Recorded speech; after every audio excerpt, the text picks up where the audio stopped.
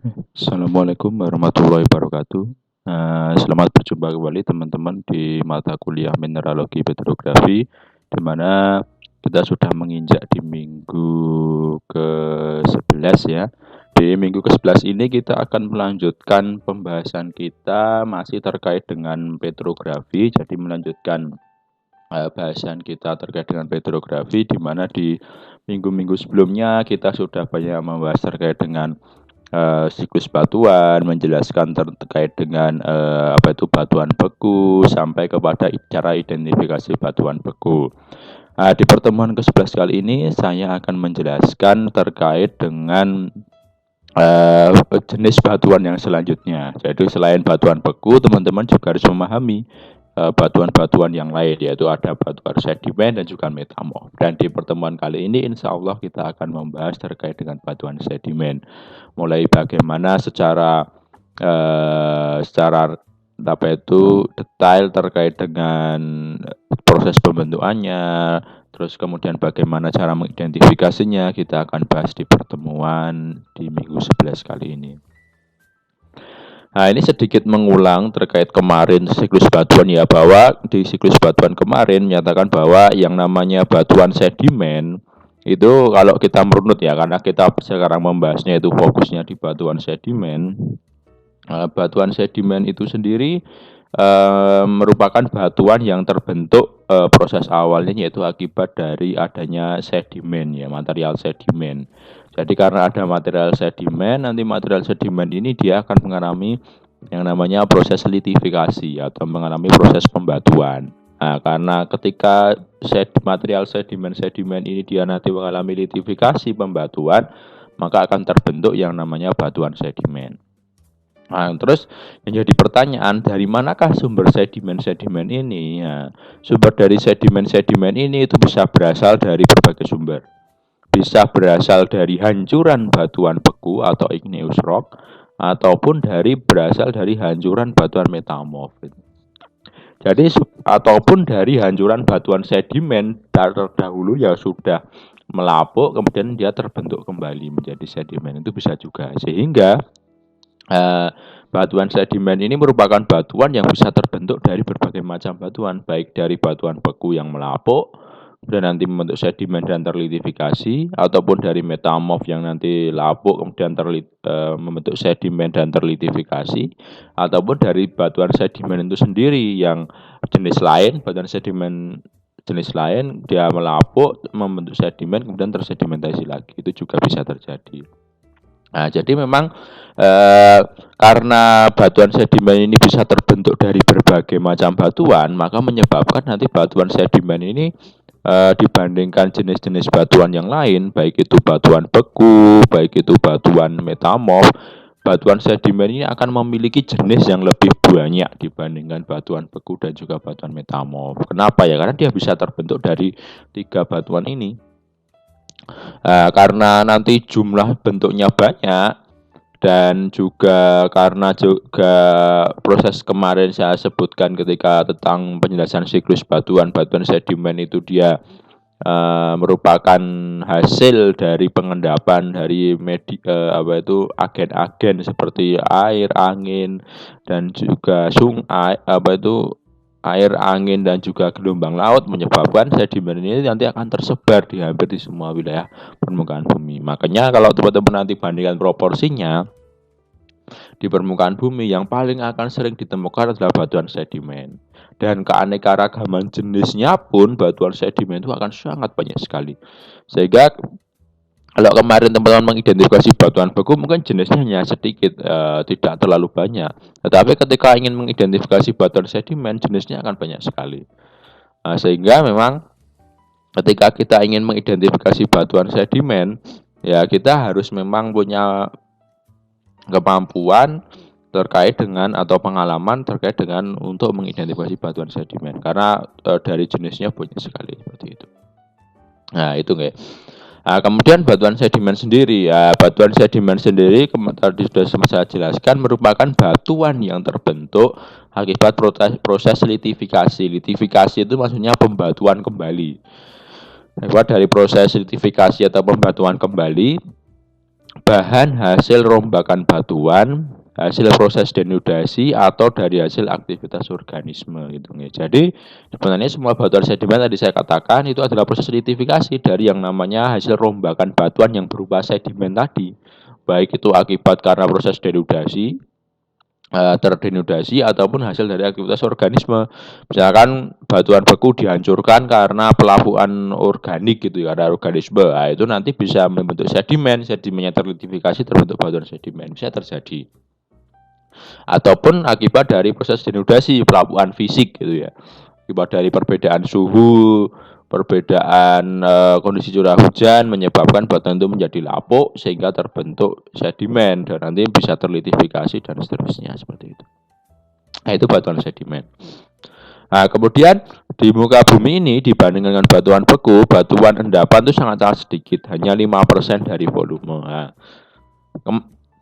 Nah, tadi saya katakan kalau dari sebaran memang batuan sedimen itu hampir tersebar merata menutupi di atas permukaan bumi. Tetapi ketika kita bicara volume, baik itu di atas permukaan sampai ke bawah permukaan, memang persentase batuan sedimen itu hanya kecil, hanya 5%.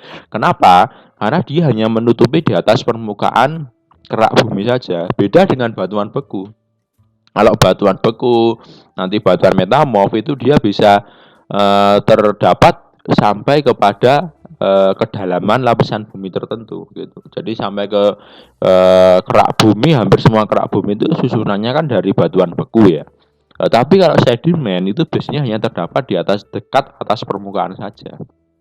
Paling kedalaman tidak akan lebih dari 100 meter gitu. Paling kedalaman ya kurang dari 100 meter untuk batuan sedimen. Sehingga memang secara volume batuan sedimen ini jauh kalah dibandingkan batuan beku. Dia hanya 5% saja dari volume batuan beku. Kalau kita bicara volume ya, volume kan ada panjang, lebar dan juga tinggi atau kedalaman kalau kita berbicara tentang batuan. Gitu. Tetapi kalau dari secara sebaran memang batuan sedimen ini dia yang menutupi atas permukaan bumi itu lebih banyak dibandingkan batuan beku. Kenapa? Ya karena ada agen yang bisa mentransport tadi sedimen, baik itu agen air, baik itu agen angin, baik itu agen gelombang, baik itu agen es, itu yang bisa mentransportkan dari material sedimen dan yang nanti akan membentuk batuan sedimen itu sendiri seperti itu. Nah, kemudian batuan sedimen tadi saya katakan ya, dia kenapa kok dari volume itu kecil? Karena dia hanya menempati lapisan tipis di atas kulit bumi yang di bagian atas saja. Nah, tetapi dari sebaran itu dia memang lebih besar. Nah, ini terkait dengan jumlah penyebarannya di permukaan bumi itu dia menempati lebih dari 60% luasan. Memang kekhasan dari batuan sedimen seperti itu. Karena tadi saya katakan batuan sedimen kan terbentuk akibat dari adanya agen-agen yang bisa mengangkut sedimen.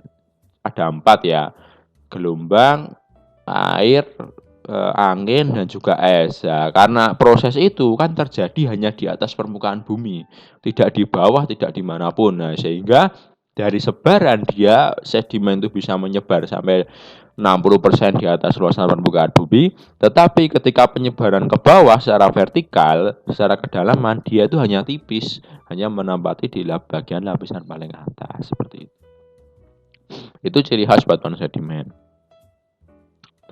Nah, kemudian apa ketika kita misalkan ke lapangan gitu, apa yang bisa kenampaan menonjol dari batuan sedimen itu sendiri? Kalau kemarin ketika kita belajar tentang batuan beku, kenampaan menonjol di batuan beku itu seperti contohnya warnanya cenderung kehitaman, ditemukan di tempat yang dekat dengan proses gunung api atau terdapat proses erupsi, baik itu erupsi masa kini ataupun erupsi masa lalu ya. Nah, terus kalau sedimen apa kenampaan menonjolnya? Batuan sedimen ini memiliki kenampaan menonjol, yaitu adanya apa? Adanya yang namanya bidang perlapisan. Jadi hampir semua, tidak semua ya, tapi hampir semua batuan sedimen itu dia memiliki perlapisan.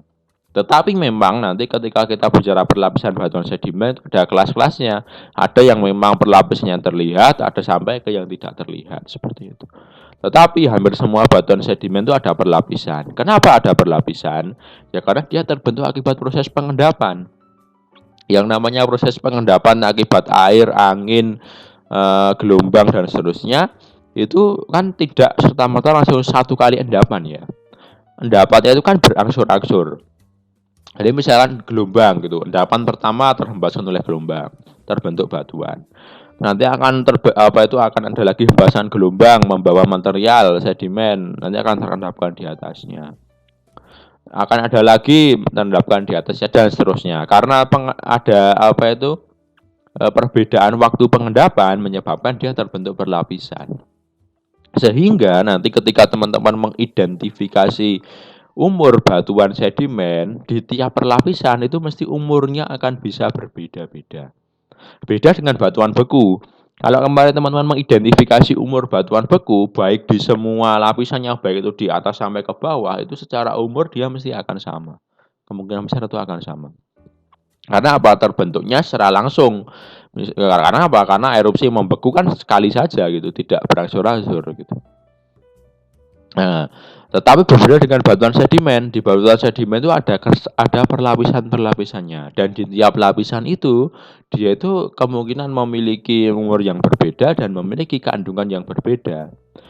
Dan di tiap pengendapan itu dia biasanya menyimpan misteri-misteri atau rahasia-rahasia kejadian di masa yang lalu. Makanya kalau ketika teman-teman nanti belajar banyak terkait dengan paleontologi atau belajar terkait dengan paleogeomorfologi atau paleogeologi yang sifatnya masa lalu, belajar tentang masa lalu, sejarah masa lalu, itu biasanya yang digunakan untuk identifikasi itu batuan sedimen. Kenapa? Karena di batuan sedimen di tiap perlapisan itu dia menunjukkan umur yang berbeda dan menunjukkan ciri-ciri khas yang berbeda. Oh, misalkan di lapisan pertama nanti akan ditemukan fenomena ini, bahwa menyebutkan bahwa dulunya ini terjadi perubahan iklim, misalkan bisa saja. Terus di lapisan atasnya dia iklimnya bisa menjadi lebih hangat, ditunjukkan dengan adanya ini dan seterusnya, itu bisa didekati. Nah, kemudian ciri kenampakan yang lain yang khas itu adanya kenampakan mengandung fosil gitu. Kenapa banyak mengandung fosil? Ya karena memang kalau kita bicara tentang batuan sedimen itu kan tenaga pengangkutnya 4 tenaga ya, dan semua 4 tenaga ini itu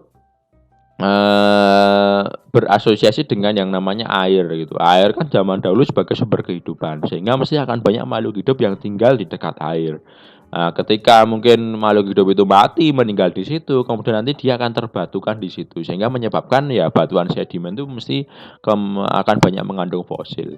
Dan rata-rata fosil-fosil yang ditemukan di seluruh dunia itu ditemukan di batuan sedimen seperti itu. Baik yang ada di Indonesia maupun di luar negeri. Nah, gitu nggih. Nah, terus kemudian batuan sedimen sendiri itu proses pembentukannya itu dikontrol oleh beberapa faktor gitu ya. Nah, yang pertama yaitu yang namanya asal materialnya. Asal material itu maksudnya apa? Maksudnya adalah batuan induknya atau bahan yang merombak tadi. Jadi kan saya katakan tadi, batuan sedimen itu kan berasal dari sedimen. Nah, sedimen ini kan berasal dari hasil rombakan batuan. Bisa berasal dari batuan beku, batuan metamorf, atau batuan sedimen itu sendiri. Nah, yang menyebabkan atau batuan sedimen yang terbentuk baru itu juga dipengaruhi oleh asal materialnya. Kalau dia asal materialnya batuan beku, maka nanti komposisi mineralnya juga akan mirip-mirip dengan batuan beku. Paling hanya akan ada pengotor yang nanti masuk ketika proses litifikasi. Nah, kalau sumbernya dari batuan metamorf, ya dia akan memiliki ciri atau komposisi mineral yang mirip dengan batuan metamorf asalnya, seperti itu. Kalau dari sedimen, ya dia akan mirip dengan batuan sedimen yang asalnya, seperti itu. Sehingga memang asal material nanti bisa berpengaruh terhadap komposisi mineral batuan sedimen yang baru, seperti itu. Nah, karena asal materialnya itu bisa banyak dari 3 sumber, makanya nanti komposisi mineral batuan sedimen berbeda dengan batuan beku. Dia itu variasinya akan lebih banyak komposisi mineralnya. Kalau batuan beku kemarin kan hanya mineral primer, tetapi kalau batuan sedimen nanti dikenal dengan adanya mineral sekunder yang banyak sekali nanti bisa jenisnya. Nah, kemudian tenaga pengangkut. Nah, tenaga pengangkut juga berpengaruh kaitannya dengan bentuk, ukuran, dan juga sortasi. Tenaga pengangkutnya kan ada 4, gelombang, air sungai, kemudian angin, dan juga es gitu nggih. Batuan sedimen yang terangkut akibat gelombang, akibat air sungai, akibat angin, akibat es itu akan berbeda-beda dari bentuk, ukuran, sortasi. Contohnya, antara kalau teman-teman pernah melihat batuan yang di sekitar sungai dan sekitar laut gitu, di pesisir pantai gitu. Coba dilihat batuannya. Kalau di pesisir pantai, batuannya itu mesti akan berbentuk gepeng-gepeng. Sementara kalau di sungai itu dia akan membulat agak sempurna seperti itu. Kenapa? Karena tenaga pengangkutnya. Karena tenaga pengangkut sungai itu kan dia sifat alirannya itu hanya searah gitu, tidak bolak-balik. Nah, sungai kan mengarah ya hanya dari satu arah, misalnya dari hulu ke hilir gitu, karena dia pengangkutannya itu searah atau arus airnya searah, sehingga batu itu terendapkan satu kali, sehingga bentuknya masih berbentuk bulat sempurna seperti itu. Berbeda dengan gelombang. Gelombang itu kan bolak-balik ya. Gelombang misalkan gelombang ada pasang, ada surut, ada pasang, ada surut, ada pasang, surut, sehingga menyebabkan batuan yang awalnya bersifat cenderung bulat itu lama-kelamaan karena dia terhempas pasang, terhempas surut, terhempas pasang, terhempas surut, menyebabkan dia menjadi gepeng gitu, cenderung pipih seperti itu. Itu dari bentuknya. Dari ukurannya, antara yang sungai dengan yang angin jelas berbeda. Karena sungai itu ukuran bongkahnya bisa ada yang besar, ada yang kecil seperti itu. Berbeda dengan yang di angin. Angin itu tidak mungkin bisa mengangkat bongkah-bongkah yang besar gitu. Angin itu ya paling hanya bisa mengangkat ukuran yang kecil-kecil, yang ukurannya mungkin kerikil-kerikil atau mungkin yang pasir sangat halus seperti itu. Sehingga makanya kalau nanti batuan sedimen hasil endapan angin dengan endapan sungai itu akan berbeda. Kalau endapan angin mesti akan halus, lembut karena dia ukuran butirnya tuh pasir halus seperti itu. Berbeda dengan yang sungai yang ukurannya mesti bongkah-bongkah besar seperti itu. Nah, kemudian sortasi itu juga berbeda. Kalau yang sungai sortasinya mesti baik. Kenapa? Karena airan sungai itu dari hulu ke hilir itu kan kecepatannya itu mengalami strata penurunan yang signifikan. Dari hulu kecepatannya tinggi, semakin ke hilir kecepatannya semakin merendah. Sehingga secara urutan pengendapannya itu sortasinya akan baik. Di hulu yang terendapkan itu yang besar. Semakin ke hilir dia akan semakin kecil. Kenapa? Karena yang tenaga pengangkutnya berupa air itu kecepatannya itu berkurang. Karena berkurang maka yang bisa terangkut menjadi lebih kecil-kecil ukuran butirnya seperti itu. Nah, berbeda dengan angin. Angin karena kecenderungannya ya hanya bisa mengangkut yang ukuran butirnya kecil-kecil, maka secara sortasi dia akan buruk. Karena apa ya? Karena dia hanya mengangkut yang apa yang ada di sekitarnya bercampur menjadi satu. Sama seperti gelombang laut. Gelombang laut itu kan karena arusnya pasang surut sehingga menyebabkan semua itu teraduk gitu. Baik yang ukuran butirnya besar, ukuran butirnya kecil terendapkan dalam satu tempat sehingga menyebabkan sortasinya buruk seperti itu. Beda dengan yang sungai sortasinya baik. Seperti itu. Nah, kemudian lingkungan pengendapan. Lingkungan pengendapan itu juga berpengaruh kaitannya dengan struktur dan juga tekstur. Lingkungan pengendapannya di mana? Apakah lingkungan pengendapannya itu di sekitar sungai? Apakah lingkungan pengendapannya di rawa? Apakah lingkungan pengendapannya di daerah vulkanik? Atau lingkungan pengendapannya di mana? Itu juga berpengaruh kaitannya dengan struktur dan juga tekstur. Misalkan lingkungan pengendapannya dia terendapkan di wilayah yang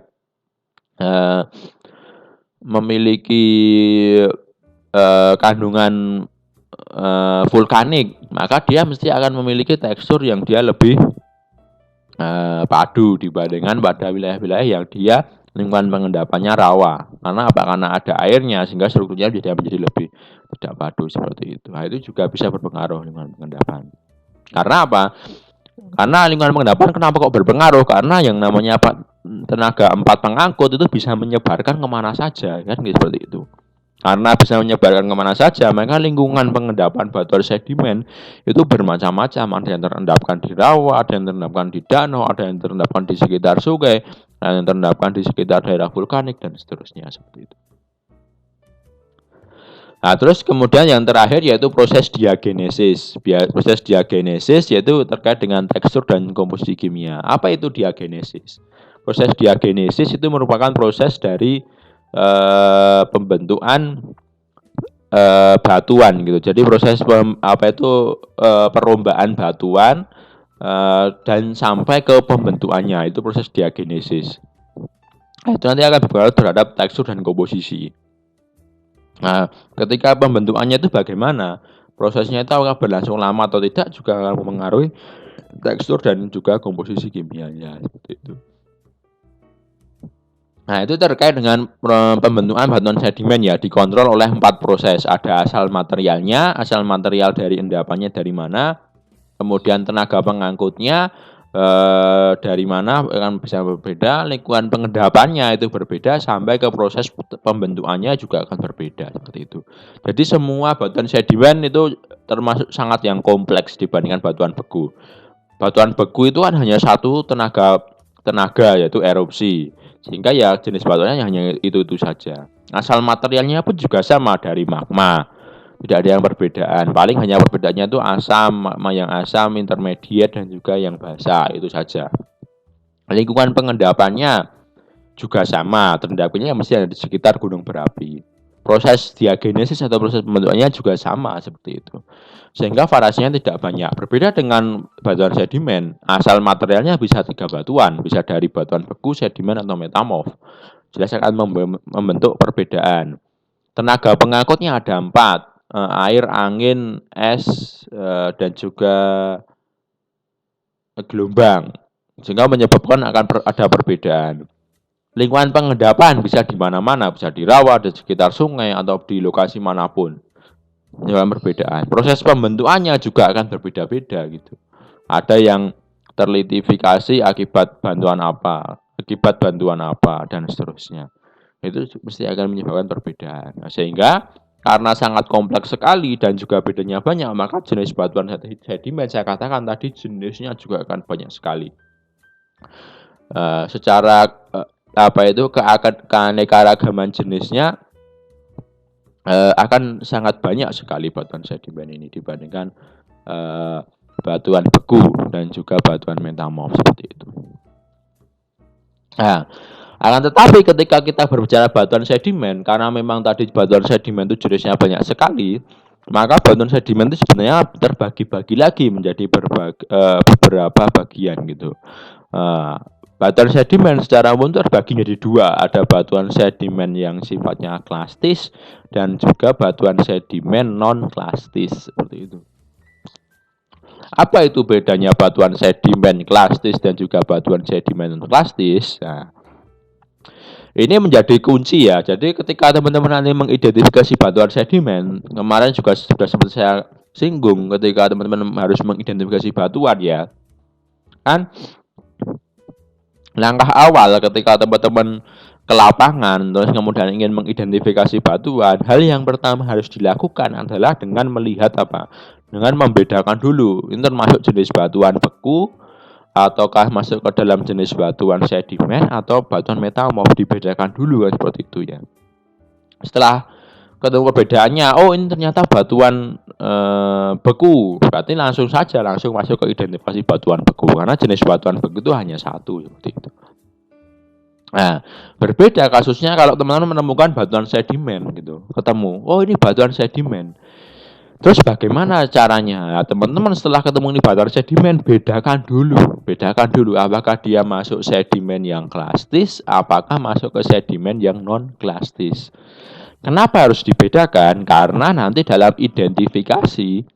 kita mengidentifikasi batuan sedimen, itu untuk mengidentifikasi ciri-ciri atau karakteristik antara sedimen klastis dan non-klastis itu beda parameternya seperti itu. Sedimen klastis parameternya sendiri, kalau non-klastis parameternya sendiri. Karena apa? Karena proses terbentuknya itu dia berbeda antara yang klastis dengan non-klastis seperti itu. Kalau dirunut dari perbedaannya, maka bedanya itu sangat jauh sekali, sehingga variasinya jauh, sehingga menyebabkan untuk mengidentifikasi karakteristiknya juga perlu parameter yang berbeda juga, seperti itu. Nah, bedanya apa? Nah, bedanya ini. Nah, kalau batuan, kita bahas dulu yang batuan sedimen klastis ya. Batuan sedimen klastis adalah salah satu batuan sedimen yang banyak ditemukan gitu, dibandingkan non klastis. Klastis ini lebih banyak ditemukan. Nah, batuan sedimen klastis itu apa? Batuan sedimen klastis itu merupakan batuan yang terbentuk akibat pengendapan kembali rombaan batuan asal baik beku, metamorf atau batuan sedimen lebih tua seperti itu. Jadi batuan sedimen klastik itu merupakan batuan yang terbentuk akibat pengendapan atau litifikasi dari hasil rombakan batuan-batuan sebelumnya, baik itu berupa batuan beku, batuan metamorf atau batuan sedimen yang lebih tua. Saya katakan. Jadi kalau makanya tadi saya katakan batuan sedimen klastis itu adalah yang mendominasi batuan sedimen dibandingkan batuan sedimen non klastik. Jumlahnya kan banyak yang klastik. Kenapa? Karena dia yang hasil rombaan dari 3 batuan itu. Jadi kalau ada batuan sedimen, teman-teman menemukan itu hasil rombaan dari batuan beku yang dulu, dulunya batuan beku sekarang jadi sedimen, atau dulunya metamorf sekarang jadi sedimen, atau dulunya sedimen lebih tua menjadi sedimen lagi, nah itu adalah batuan sedimen klastik. Nah, kemudian kalau di sedimen klastik itu ada fragmentasinya, yaitu dimulai dari pelapukan. Jadi ada dimulai dari pelapukan, baik itu mekanik atau kimiawi ya. Kemudian nanti dia akan mengalami tererosi. Jadi batuan baik itu asal mulanya bisa dari batuan beku, batuan metamorf atau batuan sedimen yang lebih tua. Nanti dia akan melapuk gitu. Baik itu pelapukannya mekanik atau kimiawi. Nah, karena dia melapuk, nanti akan dia bisa tererosi seperti itu. Karena tererosi, nanti dia akan setelah tererosi membentuk yang namanya sedimen. Sedimen ini akan tertransport gitu. Tertransport ke berbagai wilayah dan nanti akan ada yang terendapkan di wilayah yang cekungan. Nah, di wilayah cekungan nanti dia akan mengalami diagenesa. Nah, diagenesa itu adalah merupakan proses pembatuan kembali atau proses perubahan pada suhu rendah meliputi kompaksi, sementasi dan juga rekristalisasi. Jadi dia akan mengalami diagenesa. Diagenesa itu adalah pembentukan kembali batuan sedimen gitu ya. Dan nanti dia akan bisa merubah komposisi mineral yang ada di batuan sebelumnya seperti itu. Itu namanya diagenesa. Baik itu mulai prosesnya ada kompaksi itu adalah pemadatan, sementasi itu adalah penyemenan atau pengikatan kembali struktur-struktur yang remah, karena tadi kan tererosi strukturnya menjadi tidak padu kan, menjadi remah-remah gitu. Nah, dan karena dalam proses diagenesis remah-remahan tadi itu akan di semen lagi, gambarnya seperti itu, akan disemen atau diikat gitu, sehingga nanti akan membentuk batuan yang baru. Dan yang terakhir yaitu rekristalisasi, yaitu pembentukan kristal-kristal batuan sehingga batuan itu menjadi batuan sedimen seutuhnya seperti itu. Itu batuan sedimen klastis. Jadi tahapnya dimulai dari batuan sedimen beku atau metamorf yang melapuk, kemudian nanti batuannya itu tererosi, kemudian membentuk sedimen yang tertransport, kemudian nanti ada yang terendapkan di cekungan, dia nanti akan mengalami yang namanya diagenesa atau proses perubahan pada suhu rendah meliputi kompaksi, sementasi dan juga rekristalisasi. Itu sedimen klastis. Kemudian bagaimana yang sedimen non klastis? Nah, kalau sedimen non klastis itu merupakan batuan yang terbentuk dari reaksi kimia atau kegiatan organisme seperti itu. Jadi kalau sedimen klastis tadi kan hancuran dari batuan sebelumnya. Kalau sedimen non klastis itu adalah sedimen yang terbentuk murni dari reaksi kimia atau kegiatan organisme. Contohnya apa? Contohnya batu gamping. Batu gamping itu sumbernya kan ada yang berasal dari batu gamping, terutama batu gamping terumbu ya. Karena nanti batu gamping sendiri pun juga dikenal ada dua. Ada batu gamping yang klastis dan juga ada batuan gamping yang non klastis. Kalau batuan gamping yang non klastis itu adalah batuan gamping terumbu.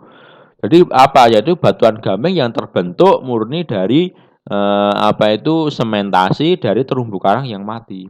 Jadi itu batu gamping terumbu. Batu gamping terumbu ini adalah batu gamping yang terbentuk akibat dulunya adalah hamparan terumbu karang yang kemudian mati, terangkat, kemudian dia membatu menjadilah terbentuklah batu gamping terumbu. Tetapi nanti juga ada batu gamping klastis. Kenapa? Karena ada batu gamping juga yang terbentuk akibat dari hancuran dari asalnya batuan sedimen yang lalu, atau dari mungkin hasil batuan sedimen gamping terumbu yang dia nanti akan lapuk, tererosi, kemudian nanti dia membentuk diagenesa lagi, terbentuklah batuan sedimen yang baru, dan nanti dia lebih kompak. Atau waduh, bedanya apa batuan sedimen batuan gamping klastis dengan yang non klastis? Kalau yang klastis itu dia biasanya tuh seperti batuan benar-benar, jadi dia memang strukturnya tidak banyak rongganya. Tapi kalau batuan gamping terumbu ya bentuknya menyerupai seperti terumbu karang gitu, jadi ada rongga-rongganya dan seterusnya seperti itu. Itu yang hasil dari proses organisme. Jadi organik, kalau yang non klastis murni dari aktivitas organisme atau reaksi kimia seperti itu. Nah, untuk reaksi kimia itu bisa meliputi dari proses kristalisasi atau reaksi organik, bisa seperti penggaraman unsur laut, pertumbuhan kristal dari agregat kristal yang terpresipitasi. Bisa banyak prosesnya, jadi penggaraman unsur laut ataupun pertumbuhan kristal seperti itu. Nah, sehingga teman-teman harus bisa membedakan dulu apakah ini masuk yang batuan sedimen klastis atau batuan sedimen klastis. Biasanya yang mudah untuk membedakan kalau batuan sedimen klastis itu kelihatan sekali perlapisannya. Tapi kalau non klastis itu biasanya perlapisannya itu agak samar dan bentuknya mesti unik. Seperti batuan gamping terumbu itu bentuknya ada rongga-rongganya. Kalau batuan sedimen yang batu gamping yang klastis itu dia ya hanya seperti ada lapisan-lapisan batuan seperti biasa, tapi dia batu gamping seperti itu. Nah, itu pencirinya seperti itu. Sehingga teman-teman ketika ingin membedakan batuan sedimen klastis dan juga non klastis harus bisa membedakan dulu.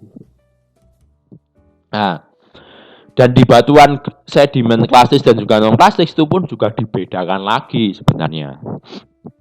Bedanya seperti apa? Nah, batuan sedimen klastis itu bisa dibedakan. Ada batuan sedimen klastis yang bersifat silikaan.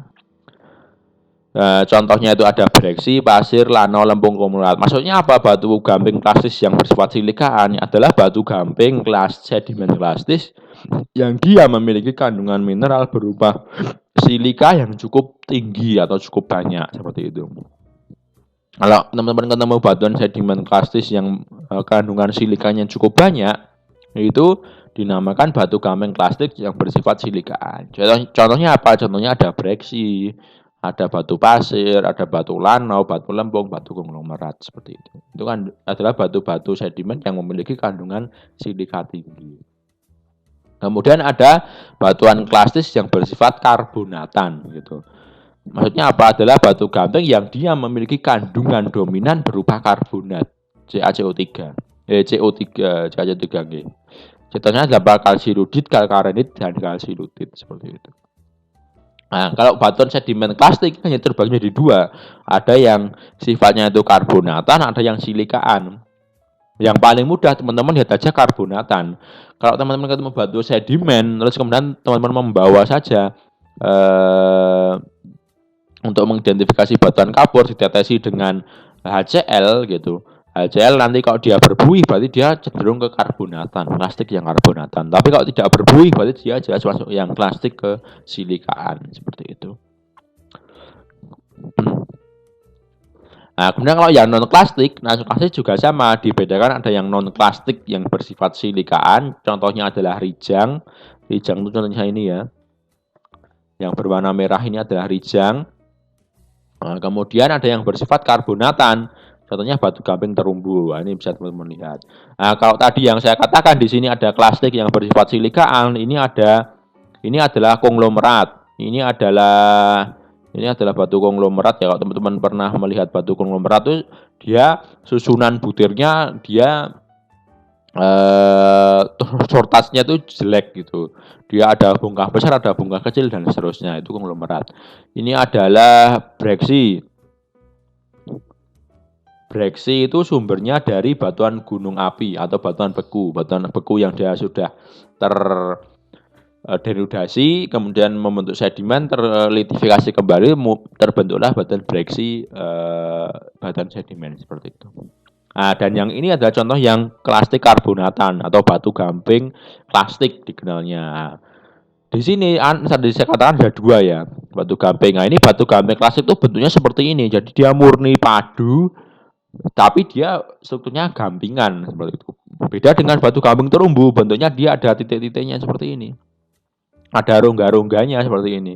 Dia bentuknya mirip seperti terumbu karang gitu. Nah, ini adalah batu gamping terumbu yang non klasik kalau seperti ini. Kalau ini kan ada kesan perlapisannya. Nanti kalau ini kan hanya ada satu bongkah kecil sehingga tidak terlihat perlapisannya. Tapi kalau teman-teman melihat bongkahan yang besar di batuan gamping plastik akan terlihat perlapisannya seperti itu.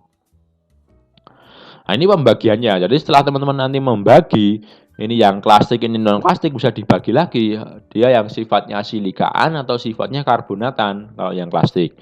Yang non plastik juga sama, dia sifatnya silikaan atau karbonatan. Yang paling mudah untuk mengeceknya dengan teman-teman HCl. Ketika diteteskan HCl dia buihnya banyak, berarti dia kecenderungannya masuk ke karbonatan. Tapi kalau dia buihnya tidak banyak atau bahkan tidak ada, dia masuk ke silikaan seperti itu. Hanya itu pembagiannya dua itu.